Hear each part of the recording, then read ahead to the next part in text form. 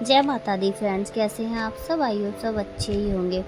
तो नवरात्रि की पूजा अगर आप बड़ा हवन इत्यादि नहीं कर सकते हैं तो आप छोटे लेवल पर कैसे पूजा कर सकते हैं, वही मैं आपको आज इस वीडियो में बताऊंगी। तो पहले आप क्या करें, माता रानी की एक चौकी ले लें, उस पर लाल वस्त्र माता रानी को बहुत प्रिय है, तो आप एक लाल वस्त्र बिछा लीजिए और उस पर ना चावल का आसन लगा के और माता रानी की मूर्ति को स्थापित कर लीजिए। आपके पास अगर मूर्ति है तो मूर्ति, वरना अगर आपके पास माता रानी की जो भी फ़ोटो है वो आप स्थापित कर लीजिए। मेरे पास माता रानी की एक फ़ोटो थी तो मैंने वो स्थापित यहाँ पे कर ली है।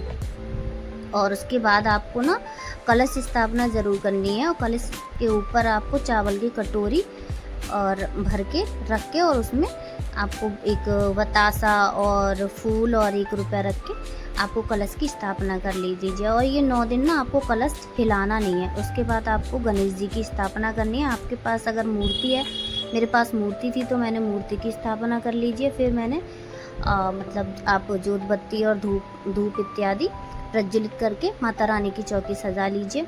उसके बाद आपको स्नान कराना है तो सबसे पहले आप गणेश जी को छींटा लगा दीजिए। मन में ध्यान करते हुए उनको स्नान कराइए और माता रानी को फिर कलश को जल के छींटा लगाते हुए, और माता रानी को चुनरी बहुत प्रिय है तो पहले लाल चुनरी माता रानी को उड़ा दीजिए और वस्त्र रूपी कलावा भगवान गणेश को स्थापित कर दीजिए। और आपके पास अगर जनेऊ है तो गणेश जी को जनेऊ चढ़ाइए। उसके बाद आप फूल माला माता रानी को चढ़ाइएगा, अर्पित करिएगा। और ये जो माला होती है आपको रोज़ 9 दिन आपको चेंज करनी है। और अगर आपके पास लाल फूल है तो माता रानी को लाल फूल ज़रूर अर्पित कीजिएगा, क्योंकि माता रानी को लाल फूल बहुत पसंद है। नहीं है तो आप गेंदे का फूल भी चढ़ा सकते हैं, क्योंकि गेंदे का फूल आप सभी भगवान को चढ़ा सकते हैं। तो मैंने लाल फूल। और उसके बाद आपको टीका लगाना है। आप जो माता रानी को टीका और गणेश जी को आप सबको टीका लगाइएगा। और अगर आपने भोले बाबा स्थापित किए हैं तो उनको चंदन का टीका आपको लगाना है, ठीक है।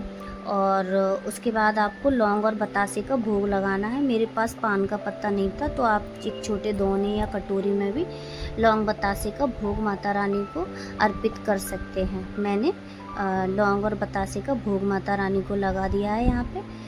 और आप चाहें तो पान के पत्ते में भी रख के लौंग बतासे का भोग लगाना।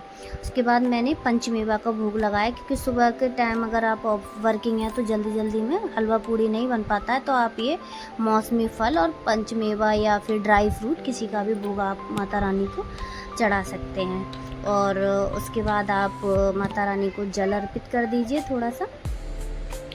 और यहाँ पे देखो मैंने माता रानी को जल अर्पित कर दिया है। और जल अर्पित करने के बाद आपको दक्षिणा ज़रूर माता रानी के चरणों में रखनी है। माता रानी को ज़रूर दक्षिणा अर्पित करनी है, इससे आपकी ना हर मनोकामना पूरी होती है। और आप यदि बड़ा हवन नहीं कर सकते हैं तो जो आप मतलब आपको अग्नि ज़रूर प्रज्वलित करनी है। तो मैंने यहाँ पे कपूर और जो कप आते हैं वो लेके यहाँ पे अग्नि प्रज्वलित कर लिया। और आपको इसमें ना घी में डूबे हुए 2 लौंग के जोड़े ज़रूर चढ़ाने हैं।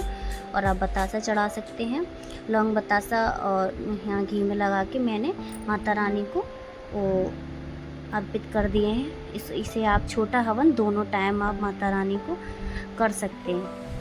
तो यहाँ पे देखिए मैंने लौंग बतासे चढ़ा दिए। आप चाहें तो इसी से आरती कर सकते हैं। और यदि ये आपका ज़्यादा टाइम तक नहीं जलता है तो आपने जो दिया प्रज्वलित किया है ना, इससे भी आप माता रानी की आरती कर सकते हैं। आरती करना बहुत ज़रूरी है, क्योंकि पूजा में यदि कोई त्रुटि हुई है या फिर कोई गलती हमसे हो जाती है तो वो सब ख़त्म हो जाती है। तो मैं यहाँ पे माता रानी की आरती कर रही हूँ।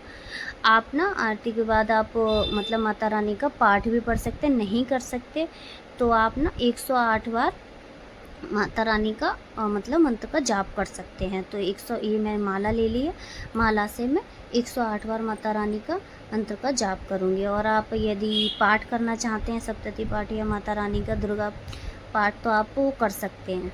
और आपको मेरा वीडियो कैसा लगा